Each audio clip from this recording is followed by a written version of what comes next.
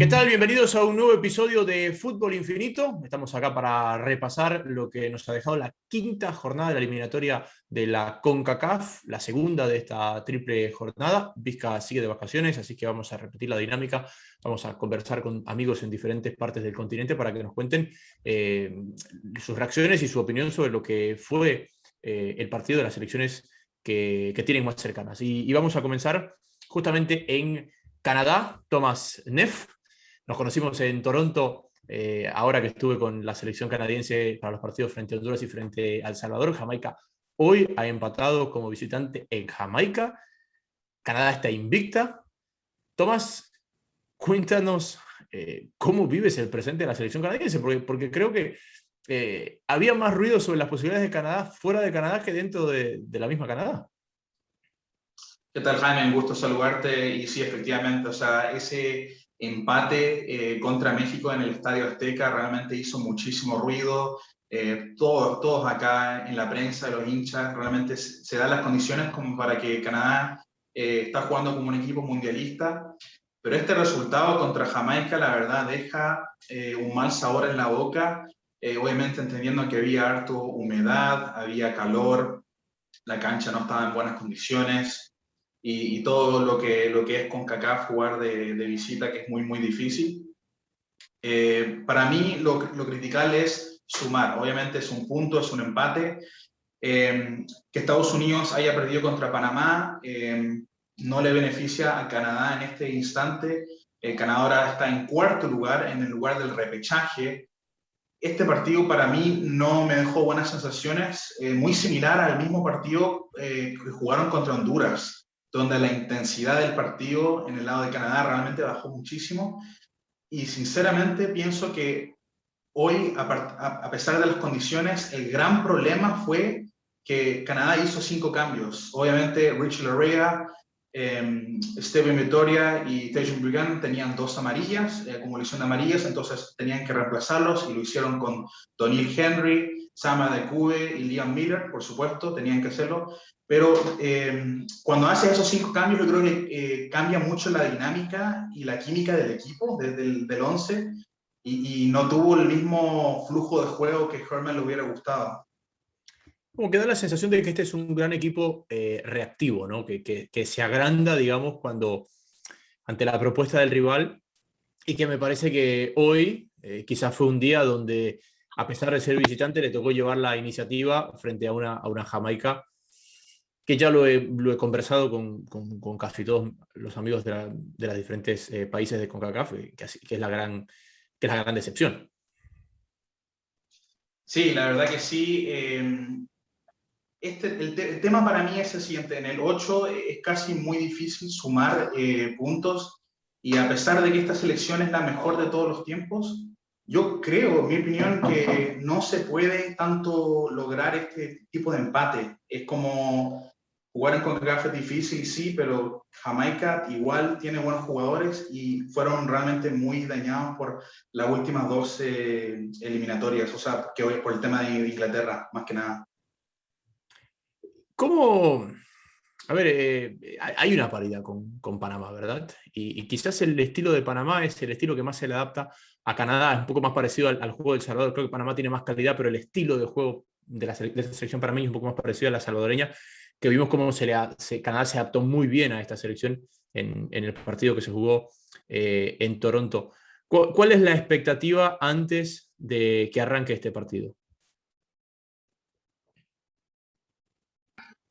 Pues sabemos que el partido se juega el día miércoles y queda muy poquito, así que John Herman debe estar haciendo los últimos apuntes. Está esperando Herman contar con 3 jugadores. Sabemos que Milan Borjan por COVID, el titular, no va a estar en el encuentro, pero está intentando de ver si Junior Hoilett, bueno, Junior Hoilett no, Atiba Hutchinson y Kyle Larin van a sumarse a lo que es el equipo. No viajaron con Canadá a México y Jamaica, pero Kyle Larin es el goleador del equipo, es el que tiene la mayor cantidad de goles esta temporada, este año con la selección de Canadá. Y pudimos ver hoy que Herman, a pesar de que tenía Davis y David, se le extrañaban Kyle Larin. obviamente decidió descansar a alguien como Eustaquio, y hablando específicamente de Panamá, pienso yo que este es el mismo rival que Canadá le toca jugar en la última fecha del 8, y Sí. entre Canadá y Panamá se puede definir en el tercer y cuarto cupo. Pienso que Honduras está muy perdido en lo que es la clasificación. Fabián Coito realmente no lo ha hecho bien. Y lo mismo con Suárez. Suárez tampoco ha arrancado bien, no arrancó bien la Copa de Oro y tampoco recién está agarrando rumbo, pero sabemos que igual le falta bastante. El Panamá creo que requiere mucho que sus jugadores estén disponibles. Panamá jugó muy distinto cuando jugaron en Copa de Oro con ahora. Creo que depende mucho de si van a tener sus mejores disponibles, y bueno, ahí estaré con Panamá ahí en un canal haciendo un trabajo, pero sí, a ver si podemos hablar con el entrenador y danés. Me parece un proyecto interesante, pero sí, la verdad, el base del equipo es todos los jugadores que juegan en la segunda división. Perfecto, vamos a ver cómo se da ese partido. Canadá tiene 3 duelos. Bueno, tiene 2 de los próximos 3 duelos ante rivales directos que seguramente serán quienes disputen ese último cupo directo y ese repechaje. Tomás, te agradezco mucho. Sé que estás en una cena de Thanksgiving. Sí, sí, sí. En Canadá, Thanksgiving es cuando el segundo domingo de octubre. Claro, claro, claro, ahora mismo. De hecho, el día oficial es mañana, mañana Ok. lunes, pero los canadienses lo serán los domingos. Perfecto, Tomás. Muchísimas gracias. Gracias por conversar con nosotros sobre el presente de la selección canadiense. Volvemos a encontrarnos para hablar un poco más de la selección.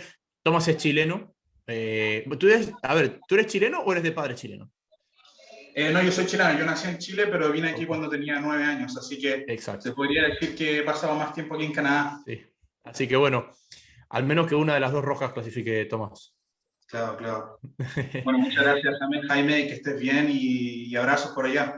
Muchísimas gracias a Tomás en Toronto. Ahora vamos a San Salvador con Nelson Hernández. Acaba de terminar la transmisión de la selecta en el partido que se jugó en San José. Él es el narrador de Canal 4, con quien tuve el gusto de compartir el partido de la selección salvadoreña en Canadá. Nelson, ¿cómo estás? Bienvenido a Fútbol Infinito. ¿Cuál es tu impresión un poco general de lo que fue este partido en San José? ¿Qué tal, Jaime? Qué honor, qué gusto que pueda compartir acá en Fútbol Infinito. Gracias por la invitación. Y en resumen, en general, es frustración, decepción, porque creo que pudimos habernos llevado un poco más de San José. Creo que El Salvador regala el segundo tiempo, regala el partido y revive a Costa Rica. El primer tiempo fue un poco en la línea de lo que veníamos hablando, del buen camino que estaba teniendo la selección salvadoreña, inclusive en los 2 empates, en la victoria frente a Panamá.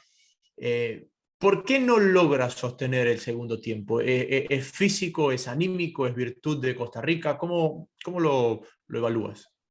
Yo creo que Costa Rica termina mejor que como empezó el primer tiempo y va sobre esa línea del ímpetu para el segundo tiempo y así lo inicia. Ahora, El Salvador siempre ha tenido un talón de Aquiles en el proceso de Hugo Pérez desde Copa Oro, desde mucho antes incluso, y es que no sabe comenzar los partidos y no sabe comenzar los tiempos de los partidos. Le costó en Copa Oro, por ejemplo, ante Qatar, en los primeros 8 minutos ya habían 2 goles en el marcador. Nos volvió a pasar también contra México antes, ¿no? Y yo creo que eso le pasa hoy factura a El Salvador. Empieza mal el segundo tiempo, no entra enchufado, no se encuentra en la cancha, y hay 2 cambios que hace Hugo Pérez para el inicio del segundo tiempo que yo creo que desacomodan al equipo, se desordena, pero son cambios que tenía que hacer. Primero porque Cristian Martínez en el medio campo como eje no se había encontrado el tico, que hoy debuta, por cierto. Entra Narciso Orellana en esa posición, que es el fijo en esa posición, y luego Jairo Enríquez tiene que salir y entra Denis Pineda porque Jairo Enríquez se fue lesionado después del primer tiempo. Son 2 cambios obligados prácticamente. Yo creo que se desordena, no se enchufa, y Costa Rica con ese ímpetu con el que termina el primer tiempo encuentra el primer gol, ya el segundo, el penal polémico o no, debatible o no, al final termina sentenciando al Salvador, que después de eso tampoco tuvo reacción y los cambios simplemente no fueron o no entraron bien en ese segundo tiempo.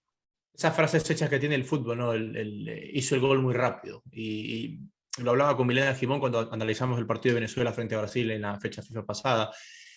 la sensación que te transmite es que, claro, el Salvador, el visitante, con todo el respeto, el rival inferior, se pone en ventaja y se le hace una eternidad los 80 minutos que tiene por delante frente a una Costa Rica sin absolutamente nada que perder, porque ojo, Costa Rica no ganaba hoy, menos aún perdiendo, creo que ya estaba descartado para cualquier cosa. Eso es un muy buen tema, porque El Salvador creo que ante una selección que más allá de que no esté en su mejor momento, Jaime, todavía tiene jugadores con jerarquía, todavía tiene esa estela del Mundial del 2014, lo que ha venido haciendo en los últimos años. Y yo creo que eso se pone de manifiesto sobre todo en el segundo tiempo. El Salvador hoy por hoy no tiene jerarquía individual porque no tiene experiencia en este tipo de competencias.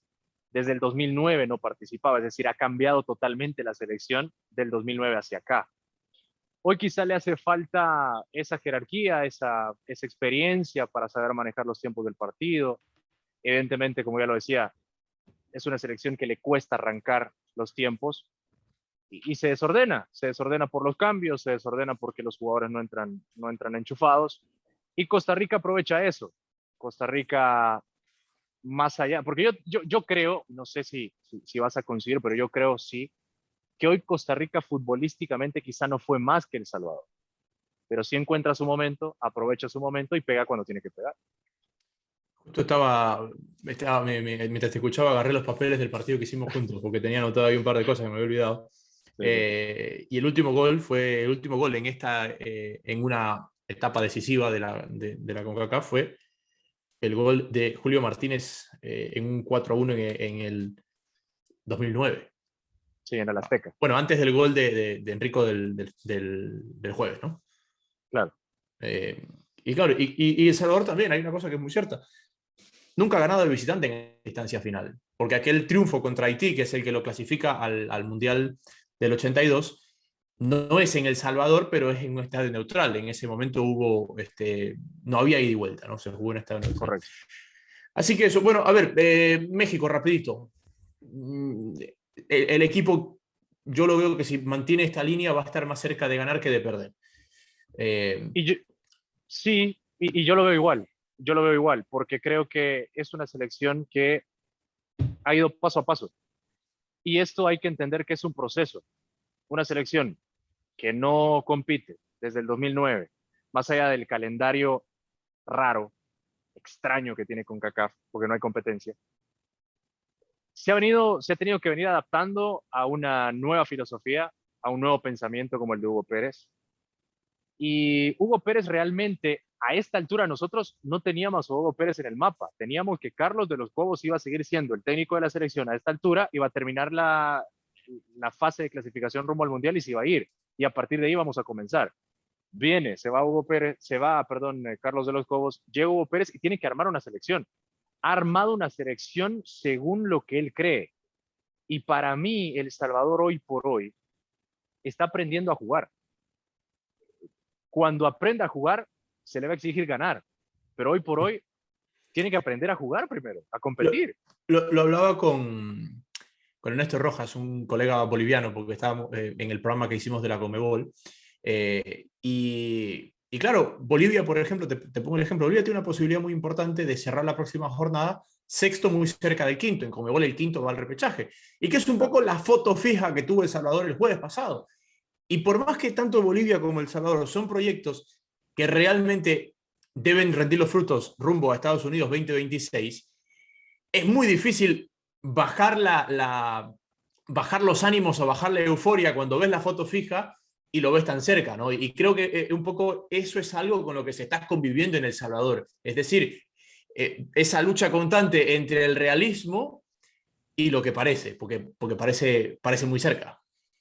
No, y en algún momento Hugo Pérez lo dijo y conversamos con él en el programa muchas veces, también con Diego Enrique, que es el director deportivo de la federación.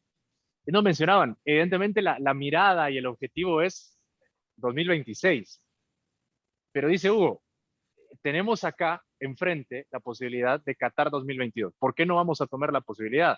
Le Claro. ganas a Panamá, estás ahí y la gente evidentemente se vuelve loca en un país tan futbolero, en un país tan exigente en el fútbol.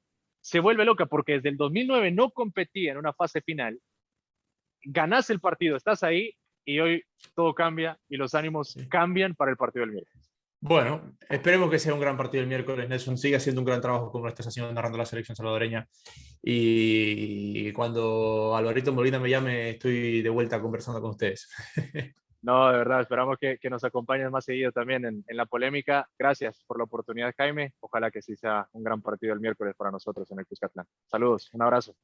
Muchísimas gracias a Nelson en San Salvador. Vamos a Ciudad de Panamá con Roberto Rivera. Roberto acaba de lograr salir del Rommel Fernández. Está atorado en el tránsito, por eso está en su auto y nosotros le agradecemos a Roberto por estar con nosotros. Roberto, a ver, ¿cuál es la magnitud de esta victoria? Porque el partido acabó hace casi una hora y sigues atorado saliendo del Rommel Fernández. Bueno, primero que todo, un abrazo para ti a la distancia y para toda tu familia, a toda la gente que nos escucha y nos ve. La magnitud es grande. Es la primera victoria en eliminatoria para Panamá. Esto es importantísimo. Solamente se le había ganado a Estados Unidos una vez en Copa Oro y fue en Tampa. Y lo recuerdo muy bien porque estuve presente con Julio César Deli Valdés de técnico. Pero la victoria es importante mucho más porque recuerda que venimos de perder frente a El Salvador. Luego de Panamá hacer una primera ventana de 5 puntos, habíamos debutado en esta segunda ventana perdiendo en el Cuscatlán con un partido donde no se vio bien el equipo de Thomas Christiansen y hoy tenía que reivindicarse con la selección, con la fanaticada específicamente que hace rato no veía por COVID, por lo que quieras, una victoria en el Rommel Fernández. Hoy se le gana a un equipo que yo recuerdo un partido en el Rommel una tarde, un domingo, donde se le iba ganando a Estados Unidos y sobre el final una pelota en el área, el Rommel estaba desastroso en la cancha y Kobe Jones aprovechara para marcar un gol. Hoy la gente se sacó todas esas espinitas, todos esos recuerdos y pueden sacar el encuentro. Creo que ahí te doy la magnitud de la victoria del día de hoy. Mira cuando te hablo de Kobe Jones, sí, que hace rato no juega y que todavía se recuerda. Y después llegó la de Graham Susi y después llegó la eliminatoria pasada, que si no me acuerdo fue un empate, que Panamá mereció ganarlo. A ver, ¿cuán sorpresivo es para ustedes el rendimiento del equipo de Christensen en la eliminatoria? Porque yo recuerdo el inicio del ciclo Christensen después de la salida del Maño Ruiz fue un poco cuestionado y el equipo de Copa Oro para acá empezó a funcionar y más vale hoy, creo que nos llama la atención la derrota contra El Salvador más que la victoria contra Estados Unidos. Mira, lo de Christensen es interesante. Él debuta ganando contra Costa Rica. Acuérdate que Christensen llegó en pandemia. Nadie lo recibió, éramos pocos en el aeropuerto. Comenzaron los entrenamientos sin nadie. Viendo los partidos contra Costa Rica. Y Thomas comienza a trabajar de una forma muy silenciosa, mucha gente ni sabía quién era el danés, y se conocía más que había jugado en el Barça, te cuento, que en realidad lo que había hecho como técnico. Y poco a poco se ha ido ganando a la gente Thomas Christensen, con resultados, con cosas interesantes, dándole movimiento a un equipo que no estaba acostumbrado a jugadores de antaño de nombres. Ahora hay nuevos jugadores. Hoy, el caso del día de hoy, debuta en la era de Thomas Christiansen, Cristian Martínez, un hombre que quizás tú lo conoces muy bien porque estuvo en el Columbus Crew, en la MLS, que casualmente el que lo hizo debutar en el Columbus Crew y le dio la oportunidad fue el actual técnico de Estados Unidos. Mira cómo es la vida. Y hoy ese es uno de los mejores jugadores en la cancha. Es increíble las vueltas que da la vida. Entonces, hoy Thomas le comienza a dar oportunidades a jugadores, el caso de hoy de Cristian, el caso también el día de hoy de Góndola, que debutaban en una eliminatoria y haciendo las cosas bien. Hoy la fanaticada, te cuento, 24,000 personas en el estadio Rommel Fernández Gutiérrez. Ayer se autorizó entrar a niños por esto del COVID y hoy la gente se volcó en busca de un resultado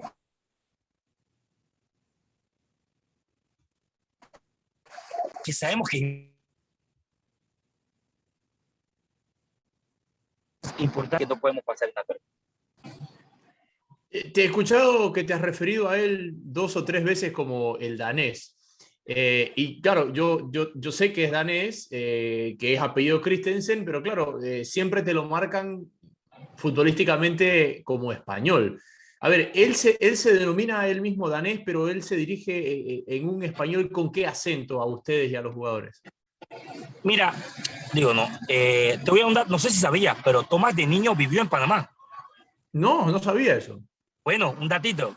Tomás de niño vivió en Panamá porque sus papás estuvieron en Panamá. Tuvo un año, año y medio. Luego se traslada a España y luego traemos toda la trayectoria que tuvo Tomás. Es un hombre que se ha ido ganando a la gente, es la realidad. Te doy otro datito. Hace una semana, en una comarca de un pueblo indígena aquí en Panamá, él se fue solo con su esposa, con su hija, y compartió con las personas de la comarca indígena, sin decirle a nadie. Él poco a poco se ha ido compenetrando con el país. Y la gente, te voy a ser bien sincero, tiene sus críticos. Y quizá yo también, porque a veces se le critica que en ciertos momentos no sabe leer los partidos. Pero de que el señor se quiere identificar con el país, de que se ha enamorado de Panamá, también es la realidad. Pero hay que recordar que es un técnico joven y que en selecciones es la primera selección que dirige y está aprendiendo un poco y el área tiene que conocerlo un poco más. Le pasó contra El Salvador, le pasó contra México. Hay momentos que tiene que saber leer el partido y le cuesta, y es la realidad. A ver, para ir cerrando un poco el tema del partido de hoy y la eliminatoria, la triple jornada pasada. Panamá fue la única selección que no hizo más de 2 cambios entre los 3 partidos y terminó entero el último partido Panamá. Si no me equivoco, cierra con México, Panamá la triple jornada pasada y terminó entero.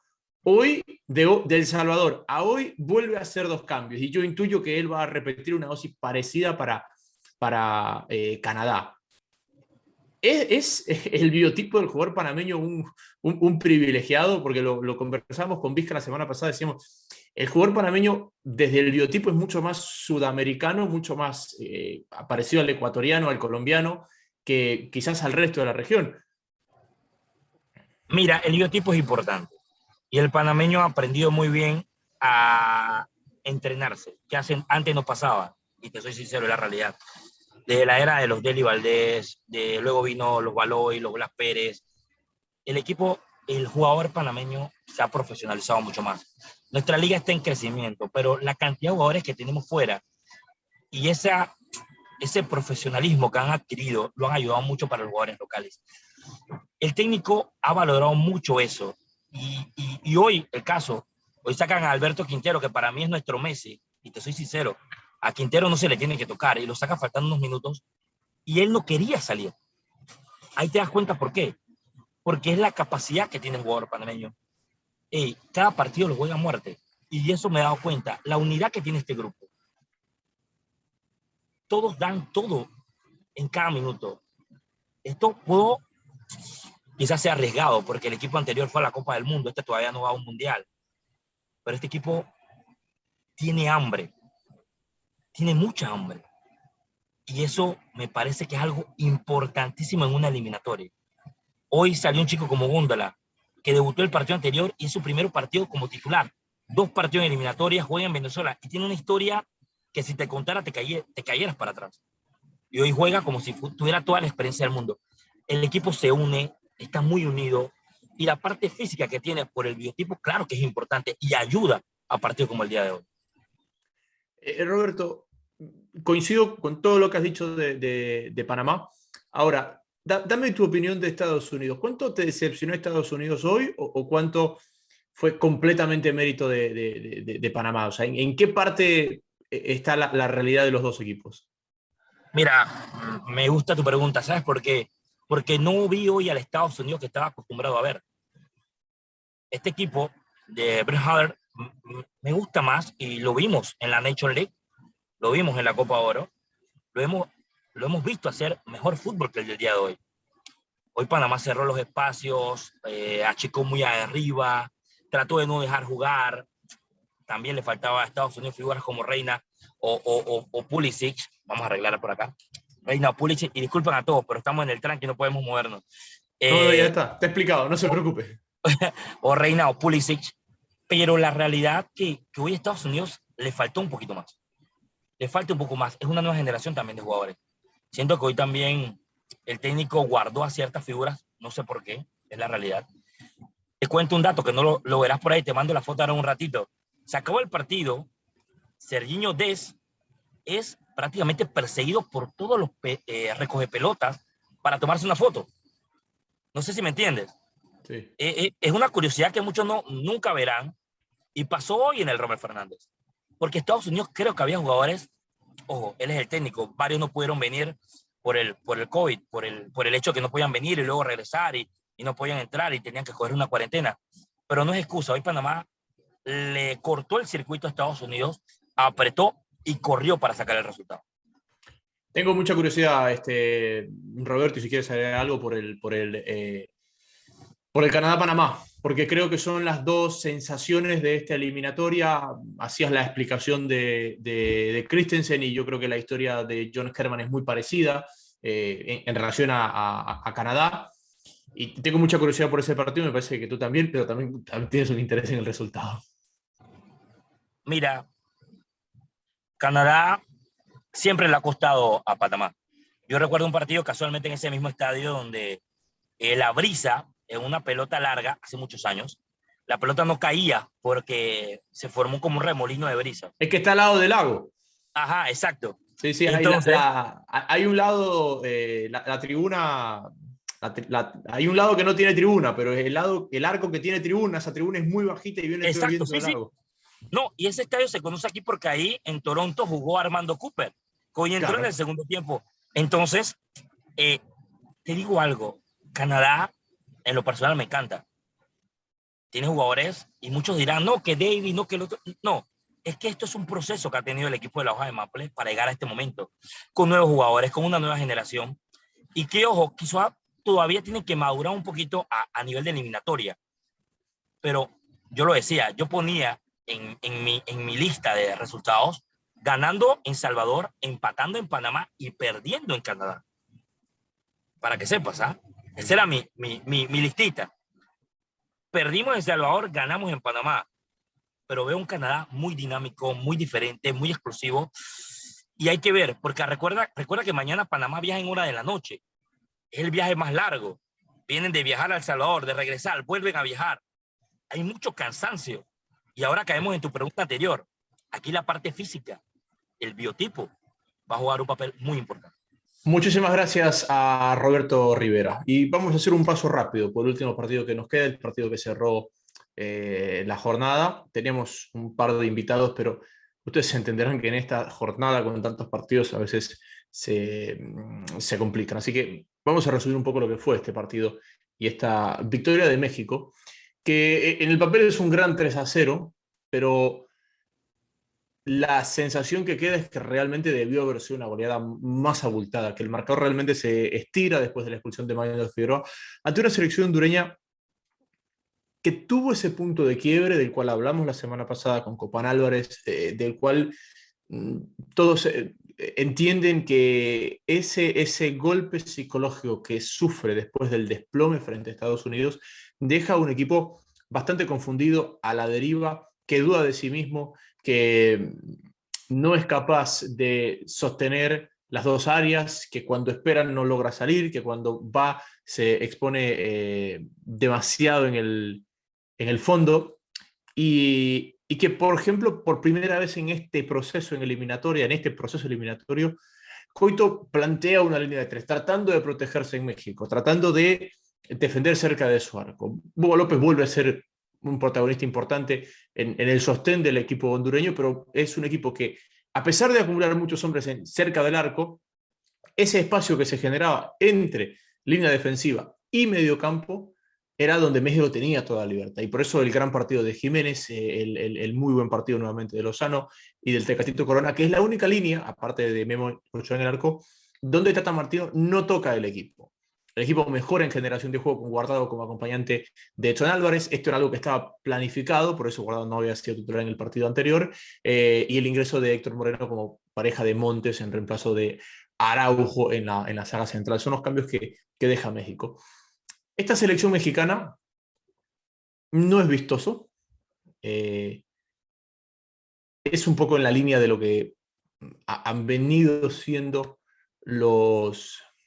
las selecciones de Martino, salvo la Paraguay de eliminatoria. La Paraguay de eliminatoria era una selección muy vistosa, era un equipo muy vertical.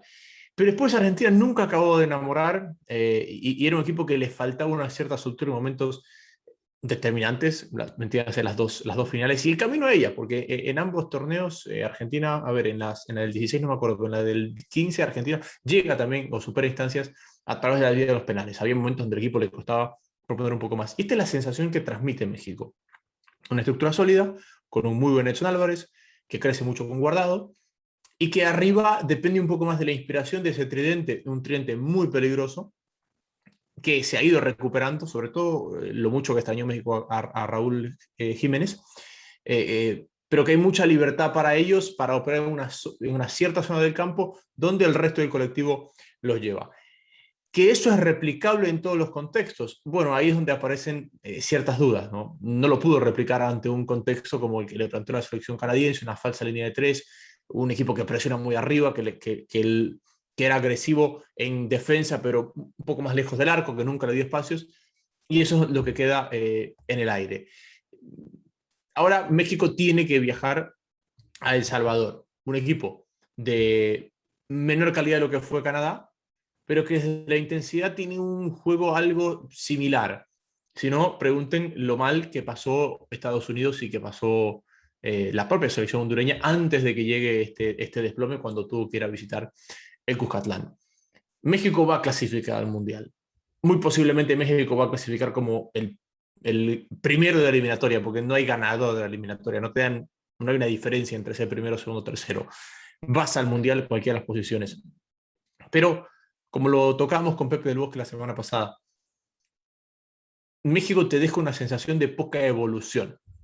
Lo de Osorio, más allá de si gustaba o no, a mí nunca me acabó de convencer su idea de juego y su rotación y su método, pero estaba ahí, era palpable, se lo veía.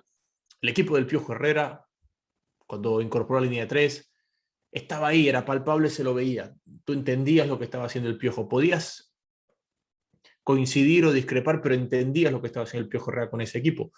Y a mí lo que me parece con Martínez es como que el equipo no te da muchas señales de hacia dónde va. Te gana porque tiene grandísimos jugadores, no pierde porque tiene una gran estructura y eso es mérito del entrenador, pero después esa estructura, ese andamiaje ofensivo como que te deja dudas, ¿no? Y quizás por eso hoy día el marcador no fue más abultado ante una Honduras que quedó muy desdibujada.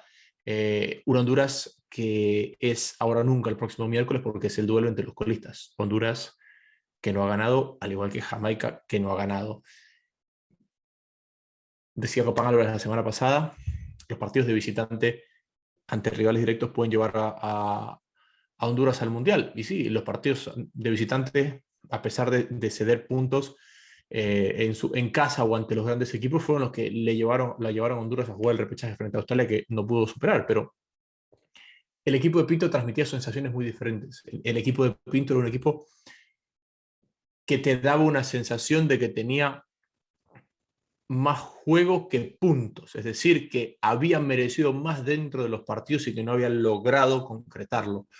Este equipo de Coito, salvo ese primer tiempo en Canadá, que fue muy bueno, el equipo siempre te dejó la sensación de que pudo ser peor, de que pudo ser peor el resultado. Y eso es lo que termina preocupando.